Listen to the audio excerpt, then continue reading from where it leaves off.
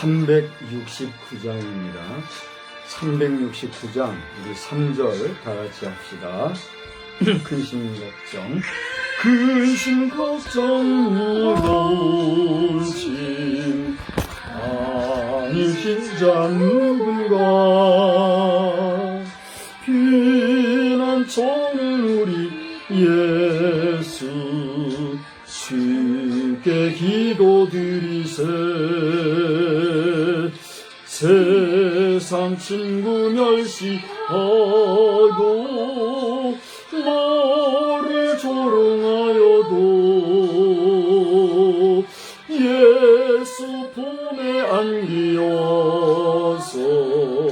참된 위로 받겠네.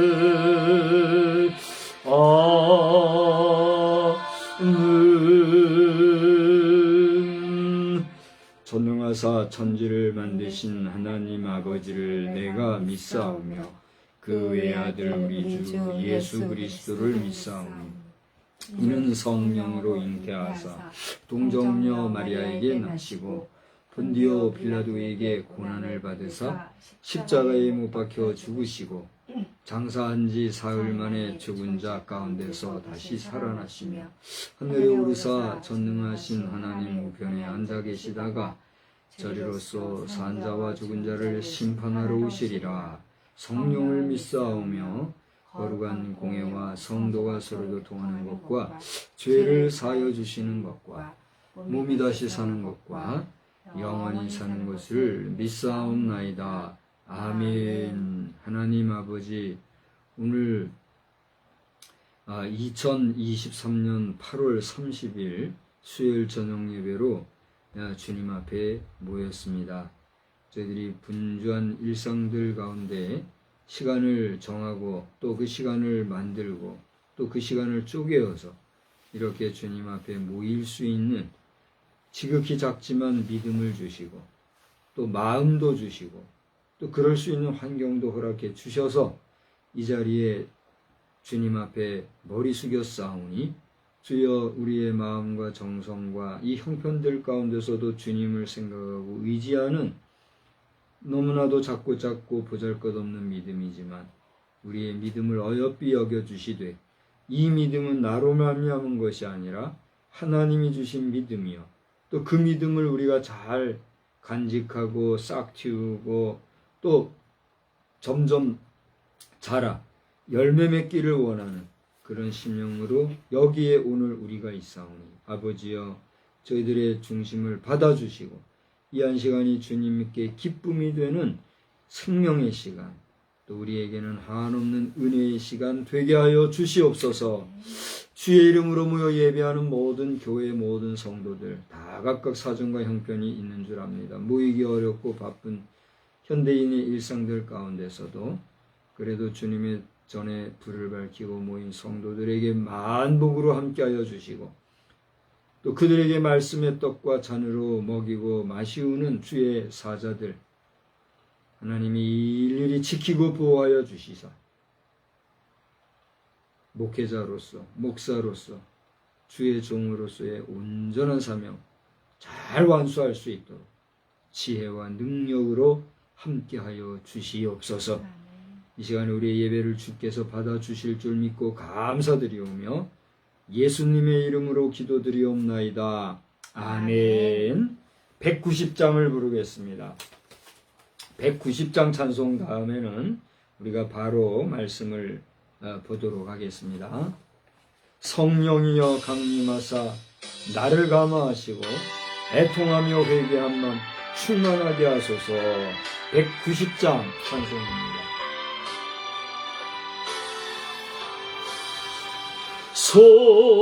성령이여 강림하사 나를 감화하시고 애통하며 회개한 맘 충만하게 하소서. 예수여 비오니 나의 기도 들으사 애통하며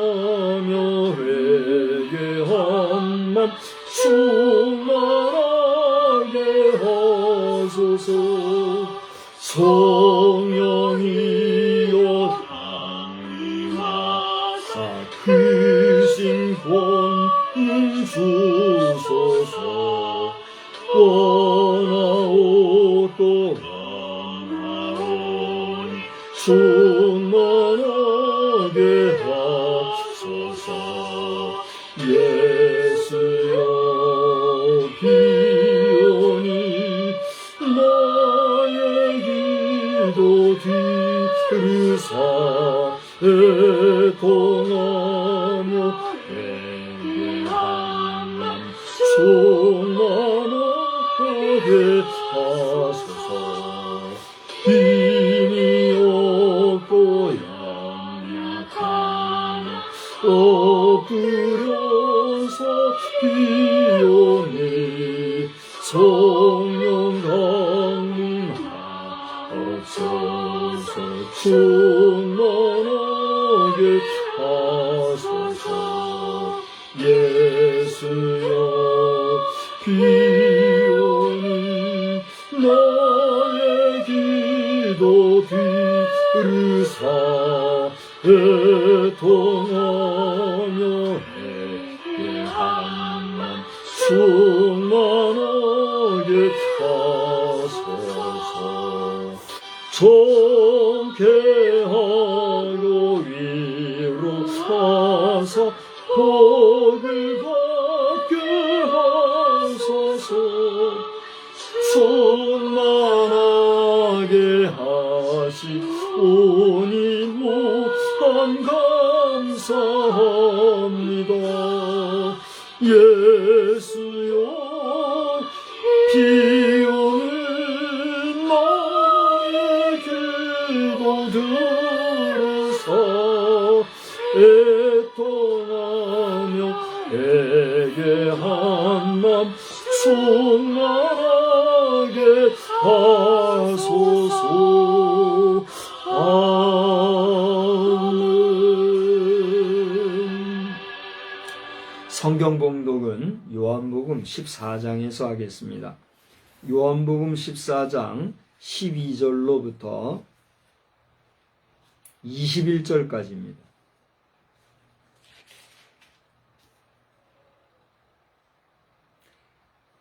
찾으셨으면은 21절까지 우리 함께 교독하시겠습니다.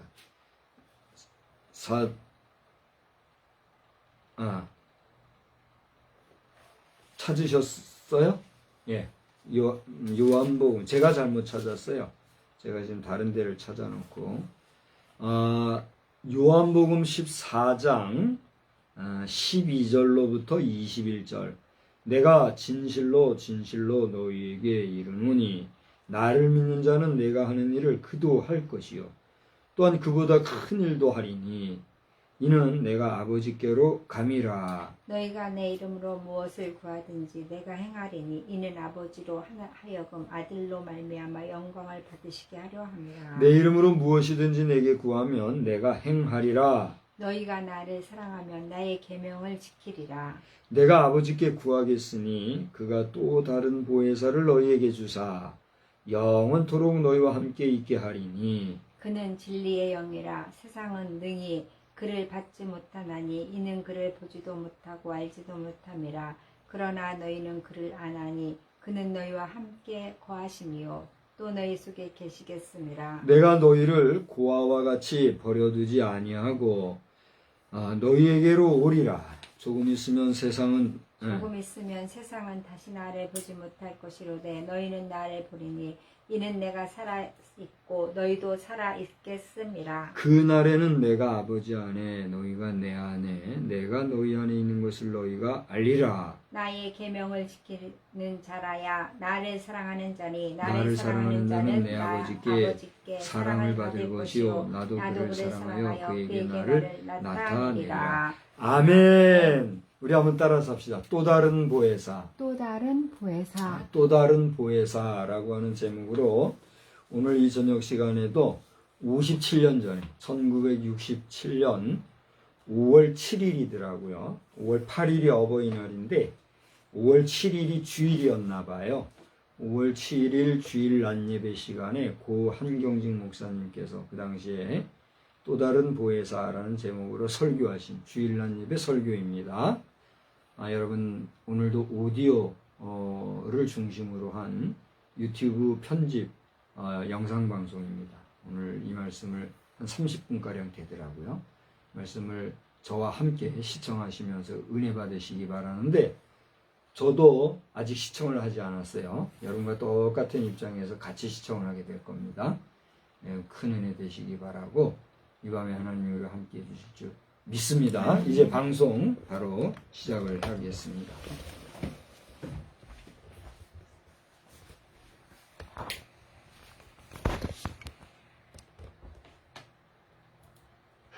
아버지께 구하겠으니 그가 또 다른 보혜사를 너희에게 주사 영원토록 너희와 함께 있게 하시리라. 주님의 말씀이 오시라. 요한복음 13장으로 17장까지는 누상보훈이란 말로도 표현합니다. 아마 다락방에서 주신 보배로운 교훈이란 뜻입니다. 예수님께서의 지상 생활에 있어서는 마지막 저녁에 제자들을 한 방에 모아 놓으시고 귀한 교훈을 주신 것입니다. 그 당시에 제자들은 큰 불안과 공포 중에 있었습니다. 그것은 원수는 많고 지금까지 그들을 인도하시던 주님은 그들을 장차 떠나실 뜻을 표시하신 까닭입니다. 그러므로 주님은 최후의 교훈과 격려의 말씀을 다 주신 후에 한 가지 약속을 더하신 것입니다. 그것은 내가 아버지께 구하여 또 다른 보혜사를 너희에게 보내어 너희들과 같이 영원토록 함께 있게 하시겠다고 말씀하신 것입니다. 여기 보혜사라고 하는 말 글자의 근본 뜻은 부름을 받아서 같이 있는 이라 하는 뜻입니다. 항상 같이 있어서 돕는 이라 하는 뜻입니다. 여기 예수님께서 또 다른 보혜사를 보내시겠다고 하신 것은 지금까지는 예수님 자신이 그런 보혜사의 역할을 하신 것입니다. 예수님께서 제자들과 같이 계셔서 언제든지 그들을 도와주신 것입니다. 그러나 예수님은 이제 지상 생활에 있어서 육신을 입으시고 더 계실 형편은 아닙니다. 떠나실 수밖에 없습니다. 그러나 예수님께서 말씀하시기를 그 대신 다른 보혜사를 아버지께 구해서 너희들과 항상 같이 계시게 하시겠노라고 말씀하신 것입니다. 여기 보혜사는 물론 성령을 의미합니다. 하나님은 한 분뿐이십니다. 그러나 그 신격에 삼위가 계십니다. 성부, 성자, 성신. 구약시대에는 흔히 성부의 시대로서 성부의 역사가 나타나신 것입니다. 복음시대에는 성자의 시대로서 성자의 역사가 나타난 것입니다. 오순절 이후에는 성령의 시대로서 성령의 역사가 나타나신 것입니다. 성부께서는 천지 창조와 섭리와 여러 가지 일로서 나타내신 것입니다. 그러시도 되시 성부께 성자께서는 특별히 만민의 죄를 대신해서 죄를 사하여 주시는 구속의 사업을 이루어 주신 것입니다. 성령께서는 우리 믿는 자와 항상 같이 계시면서 믿는 사람을 도와주시는 것입니다. 오늘 이 시간 이 또 다른 보혜사 성령에 대해서 성경의 교훈을 잠깐 우리가 생각하는 동안에 성령께서 우리 가운데 신이 충만하게 임재하시기를 바랍니다. 먼저 이 보혜사의 이름들을 잠깐 기억하실 수 있기를 바랍니다. 물론 제일 보통으로 불리우기는 성령 혹은 성신으로 불리웁니다. 성결의 영이라고 하는 뜻입니다. 성령은 거룩하신 까닭입니다. 히브리 10장 29절에는 은혜의 성령이라고 부른 것입니다.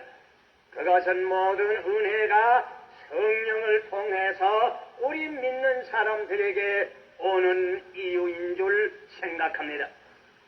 혹은 주님께서도 친히 요한복음 14장과 16장에서 성령을 진리의 영이라고도 말씀하였습니다. 그것은 성령은 진리의 소유자시요 계시자시요 변호자시인 것입니다.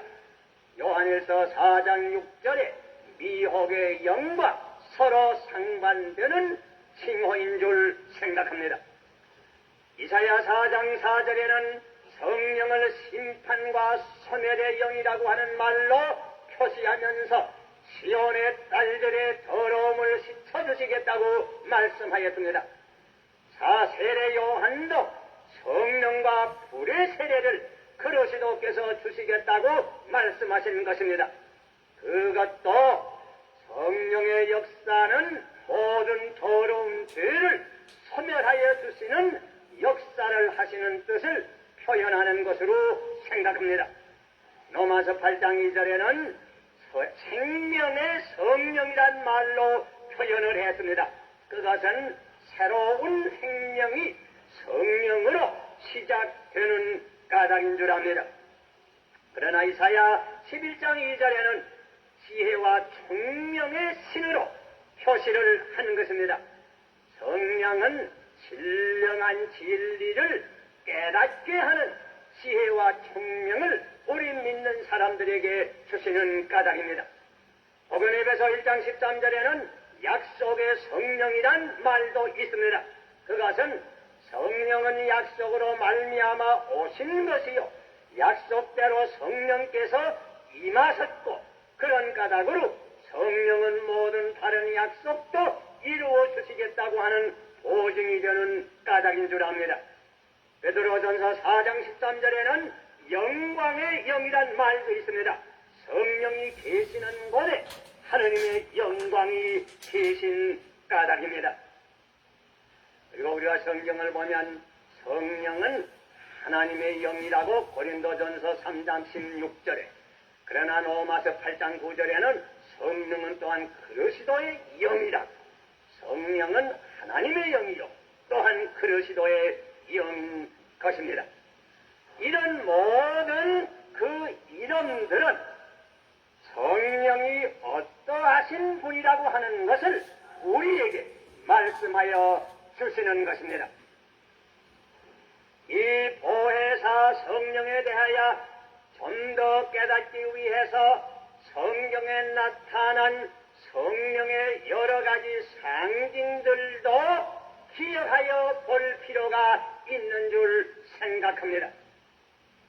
예수님께서 한 번 말씀하시기를 무릇 목마른 자는 내게로 와서 마시라. 내 나를 믿는 자는 그 속에 생명의 강이 흘러서 영원토록 솟아나리라고 말씀했습니다. 거기 생명의 강, 곧 물은 성령을 의미하는 것입니다. 물은 생명을 의미합니다. 물은 새롭게 함을 의미합니다. 물은 풍부하고 자유를 의미합니다. 이와 같이 성령께서 우리 마음속에 임재하실 때에 새로운 생명이 일어나고 생명이 새로워지고 풍부하여지며 또한 자유로워진다고 하는 의미가 내포된 줄 생각합니다. 그러나 여러분 아시는 바와 같이 오순절에 보면 성령께서 불의 상징으로 나타났습니다. 불 같은 혀가 갈라진 가운데서 나타난 것입니다. 여러분 잘 아십니다. 불은 뜨겁습니다. 불은 태워서 깨끗게 만듭니다. 불은 광명을 의미합니다.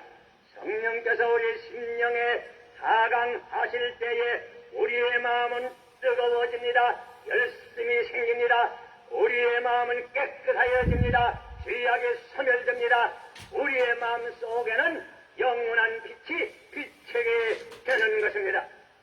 그러나 여러분 아신 바와 같이 어떤 때에는 또한 바람으로 나타나시는 것입니다. 급한 바람이 역시 한 상징으로 나타나게 된 것입니다. 바람은 보이지 아니하나 어디나 운동을 일으킵니다. 성령의 역사가 이러합니다. 보이지 아니하나 신비한 운동이 어디서나 움직이는 것입니다. 따뜻한 봄바람은 사람의 근심을 풀어줍니다. 그러나 급한 바람, 나무라도 넘어뜨리고 큰 물결의 파도를 일으키고야 마는 것입니다. 이와 같이 성령의 역사는 우리의 근심을 풀어도 주지만 또한 모든 악의 세력을 소멸하는 큰 운동을 오순절 때와 같이 일으키기도 하는 것입니다. 또 어떤 때에는 성령의 상징이 기름으로서 표현이 되겠습니다.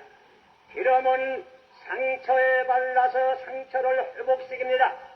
향기로운 기름이 방 안에 있을 때에는 향기가 그 방 안을 채우는 것입니다. 역시 또한 기름은 불을 켜는 것입니다. 이런 모든 의미가 있는 줄 생각합니다. 성령은 우리의 상처, 마음, 슬픈 마음을 위로하여 줍니다. 성령은 온 우리의 마음을 그릇이도 향기로 채워줍니다. 성령은 우리의 마음을 언제나 진리의 빛으로 비춰여 주는 것입니다. 그러나 여러분 아신 바와 같이 예수님께서 세례를 받을 때에는 성령께서 비둘기 모양으로 그 위에 임재하셨다고 하였습니다.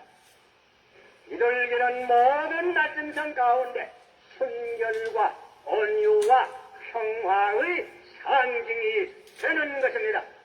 이와 같이 성령께서 우리 심령 위에 임재하실 때에 우리의 심령은 순결하여지고 부드러워지고 평화로 가득하여지는 것입니다. 이런 모든 상징들이 성령의 신분과 그 성품과 하시는 일을 우리에게 여러 가지 모양으로 가르쳐 주는 것입니다. 그러면 이 보혜사 성령의 하시는 일을 구체적으로 생각하면 몇 가지가 있습니다. 간단하게 우리가 네 가지를 추려서 기억할 수 있습니다. 첫째는 중생은 온전히 성령의 역사올시다. 우리가 죄를 회개하고 예수를 믿어서 온전히 새로 거듭나는 것은 내가 스스로 하는 것이 아니고 실상은 그 배후에 성령의 역사가 있는 까닭입니다. 그러므로 성경에 보면 성령의 감화가 아니면 예수를 주라고 부를 자가 없다고 하였습니다. 그러므로 예수님께서는 물과 성령으로 거듭나지 아니하면 하나님 나라에 들어갈 자가 없다고 말씀하신 것입니다. 살리는 것은 영이라고 성령은 우리에게 말씀하였습니다. 내가 과연 예수를 내 구주로 믿습니까? 내가 과연 내 죄를 회개하였습니까? 내가 과연 새로 거듭남을 입었습니까? 그러면 이것은 온전히 성령의 역사인 것입니다. 이런 의미에서 믿는 이들은 누구든지 이미 성령을 받은 것입니다.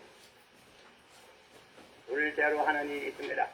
그것은 성령은 우리의 마음과 생활을 점점 거룩하게 깨끗하게 성화의 역할을 하시는 것입니다.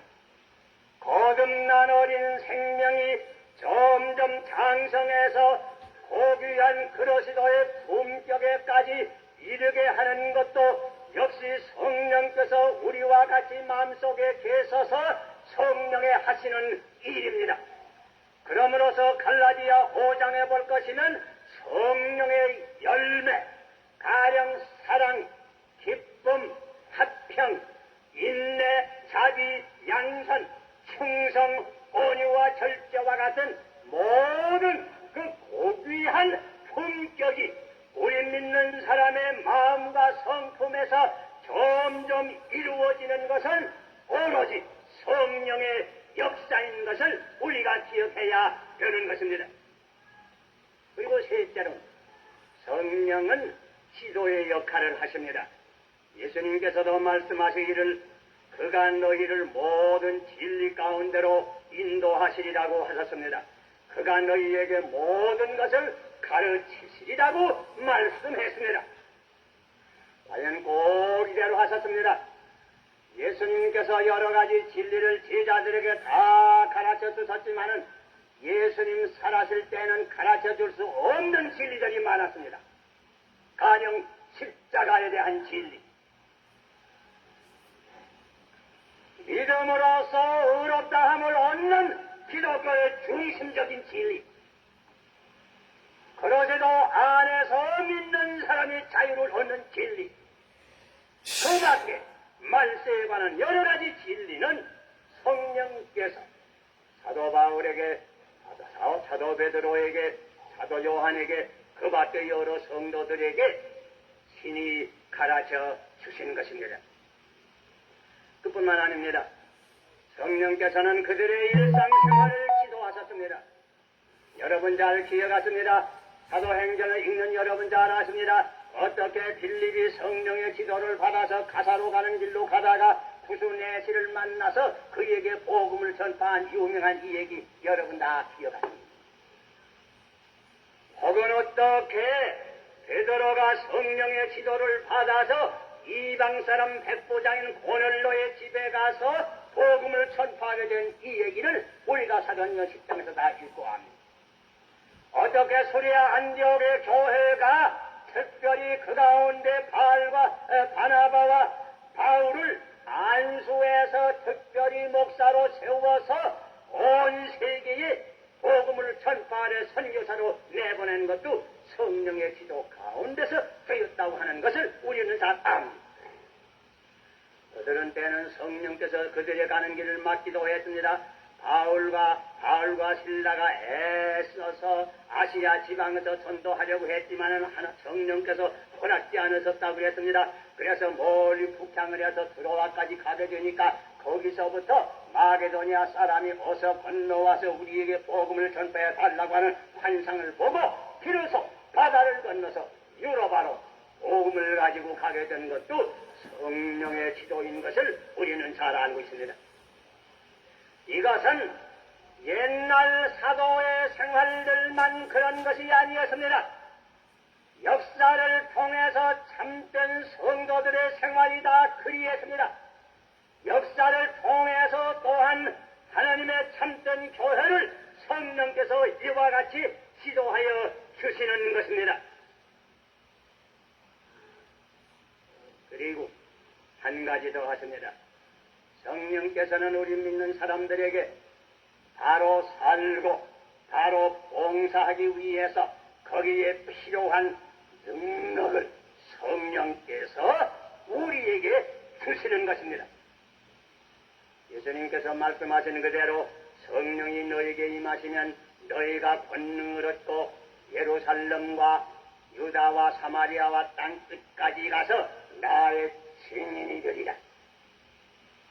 여러 사도들이 3년 동안이나 예수님 안에서 배웠습니다. 부활하신 예수님을 만나기도 하였습니다. 그러나 오순절에 성령이 그들에게 임한 후부터야 권능을 얻어서 부활하신 그리스도를 증거하기 시작한 것입니다. 이것은 성령의 능력을 받은 후에야 우리가 일할 수 있고 봉사할 수 있는 것입니다. 복음 전도만 그런 것이 아닙니다. 고독을 이길 수 있는 능력, 환난도 이길 수 있는 능력, 유혹과 시험도 이길 수 있는 능력, 슬픔도 참을 수 있는 능력, 어떠한 역경이라도 돌파할 수 있는 모든 능력을 성령께서 우리에게 주시는 것입니다. 아멘. 그러므로서 옛날이나 오늘이나 지금까지 이 어지럽고 험악한 세상에서 내 신앙을 지키고 내 신앙의 촛불을 밝히고 여러 가지로 죄악 많은 세상에서 모든 유혹과 시험을 이기고 끝까지 주님을 따라 나가는 사람은 주여. 자기 힘으로 사는 거 아닙니다. 성령의 능력으로 이와 같이 살고 복음을 전파하는 것입니다. 여러분 가운데도 참된 신앙생활을 하는 사람은 이것이 사실인 것을 체험했을 줄 믿습니다. 여러분, 이렇게 생각할 때에 성령이 얼마나 감사합니까? 참 밤낮 불러서 찬송을 드려도 오직 아쉬운 마음 뿐일 것입니다. 그런데 여러분, 사실 우리가 언제나 우리와 같이 계셔서 우리를 도와주시는 성령에 대하여 이러한 감사한 마음으로 항상 찬송하며 성령과 함께 협동합니까? 혹은 그 반대로 성령께서는 우리를 도와주시기 위하여 애쓰지만은 우리는 성령의 소욕을 거스려서 나의 아직과 욕심을 따라가는 때는 없습니까? 그러므로 여러분, 성경에 볼 것이면 우리 믿는 사람들에게 성령에 대하여 몇 가지 경고가 있습니다. 첫째가 뭔지 압니까? 성령을 긍심하게 하지 말라고. 어떤 젊은 자녀들은 자기들을 사랑해서 모든 것을 해주는 부모의 마음을 근심케 하는 자녀들이 더러 있습니다. 마찬가지로 우리의 영혼을 구원하시기 위해서 우리 마음속에 같이 계셔서 항상 도와주시기를 애쓰는 성령을 근심하게 하는 사람 더러 있을까 부러워하는 것입니다. 우리 가운데는 없습니까? 성령의 감화를 거스리는 사람은 없습니까? 또 성령을 새기지 말라고 경고했습니다. 사도행전 5장에 볼 것이면 아나니아의 부처가 성령을 새기다가 어떠한 형벌을 받은 거 우리가 다 알고 있습니다. 오늘날 우리도 나도 내 몸으로 하나님께 산 제사를 드립니다. 온전히 헌신합니다. 말은 하면서 실상은 다 헌신하지 아니하는 분은 없습니까? 이것이야말로 성령을 새기는 사실이라고 하는 것을 우리가 기억합니까? 여보세요. 성신을 소멸하지 말라고 하는 경고도 있습니다. 성령께서 우리에게 어떻게 하라 항상 지도 마음속에서 지도하지만은 그 지도를 거스리고 또 거스리고 또 거스리면 마지막에 불길이 꺼지는 것처럼 성령의 음성이 아주 소멸되는 경우가 있습니다. 이렇게 되면 우리의 심령은 아주 캄캄해집니다. 성령의 불이 없어져.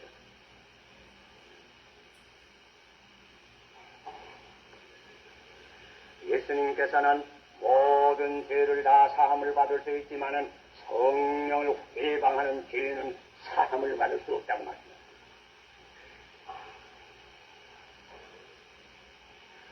성령을 근심하게 하지 맙시다. 성령을 속이지 맙시다. 성령을 소멸하지 맙시다. 성령을 회방하지 맙시다.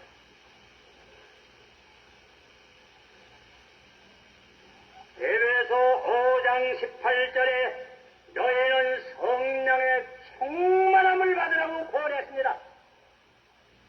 갈라디아 5장에는 성령 안에서 살라고 권면했습니다. 성령을 쫓아서 걸어가라고 행하라고 권면했습니다. 우리가 다 성령으로 말미암아 거듭나고 신앙은 생활을 하는 것이 사실이지만은 성령을 충만히 못 받을 수 있습니다.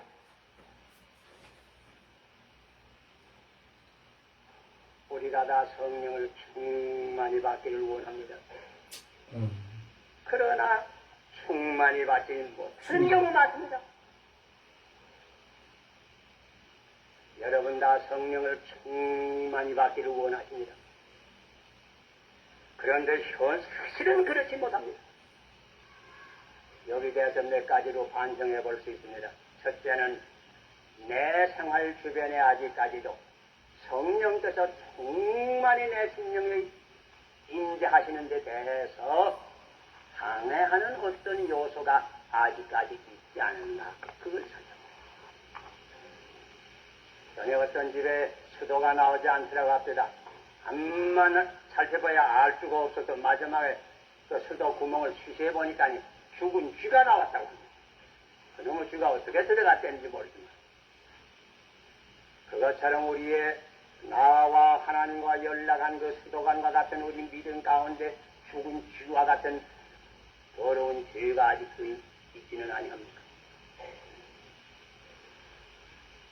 또 이자도 말했지만은 성령을 충만히 받는다고 하는 말은 내 생활 전부에 성령께서 오셔서 활동하신다는 그 말씀인데, 내가 헌신한다고 말은 하지만은 실상은 내 생활의 전부를 바치지 않은 어떤 구석은 없습니까? 우리 마음의 방 안에 여러 간이 있습니다. 아직도 어떤 간은 주님을 향해서 열어놓지 않은 간은 없습니까? 온전히 헌신했습니까? 또한 나는 우리가 성령을 충만히 받기를 원하고 기도하기는 하지만은 우리의 동기가 깨끗이 못할 때가 있습니다. 성령을 받아서 나를 자랑한다든지 무슨 특별히 남에게 뛰어난다든지 이런 인간적인 동기가 생기면 그 기도는 응답이 안 됩니다. 온전히 내가 성령의 충만함을 받아서 그리스도에게 영광을 올리고 하나님의 사업에만 모든 능력을 다 쓰기로 여러분의 기도하는 동기가 깨끗합니까? 그리고 기도를 힘듭니다. 온전히 죄를 회개하고 내 생활 전면적으로 하나님께 바치고 온전히 주를 중심한 깨끗한 동기로 기도할 때에 하나님께서는 약속하신 대로 반드시 성령을 우리에게 주시는 것입니다. 교회에 이따금 나오긴 나오지만은 메마른 땅에 시들은 풀 같은 영혼은 없습니까? 생명의 강이 이렇게 풍부히 흐르지만은 실상은 목마른 심령은 없습니까? 주를 믿기는 믿지만은 언제나 근심과 의심의 구름이 떠나지 않는 영혼은 없습니까? 믿노라고 하긴 하지만은 아직도 불안과 공포와 불평과 불화의 감정에 쌓인 영혼이나 가정은 없습니까?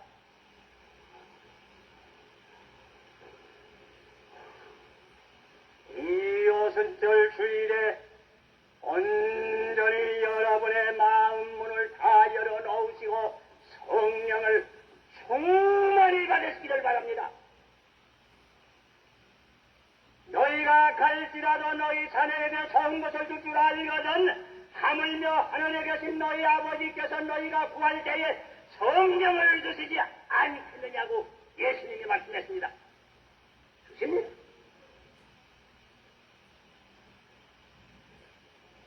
성령의 충만이 임하게 될 때에 그 심령 그 가정에는 사랑과 기쁨과 화평이 충만합니다. 성령의 충만이 임하는 오순절 교회를 돌아다 보세요. 사랑이 충만하고 기쁨이 충만하고 화평이 충만하고 봉사의 열이 충만하고 전도의 열이 충만했습니다.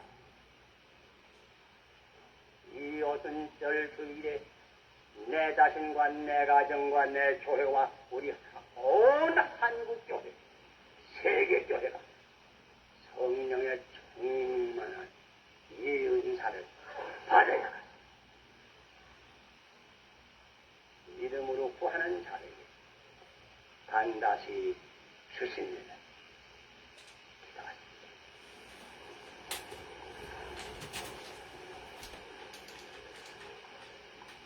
구하라 주실 것이요 찾으라 만날 것이요 문을 두드리라 열어주시리라고 하신 우리 주님이시여 약속하신 성령으로 이 시간 우리 가슴마다 가정마다 이 교회 우리 충만히 임재하시옵소서.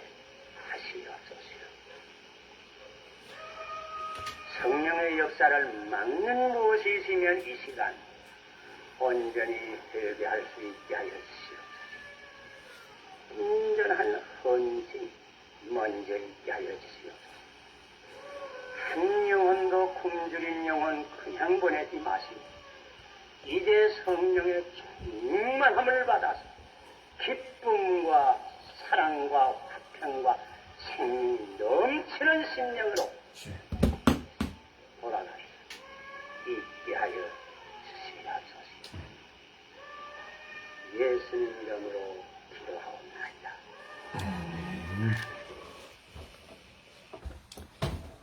예, 큰 은혜 되신 줄로 믿습니다.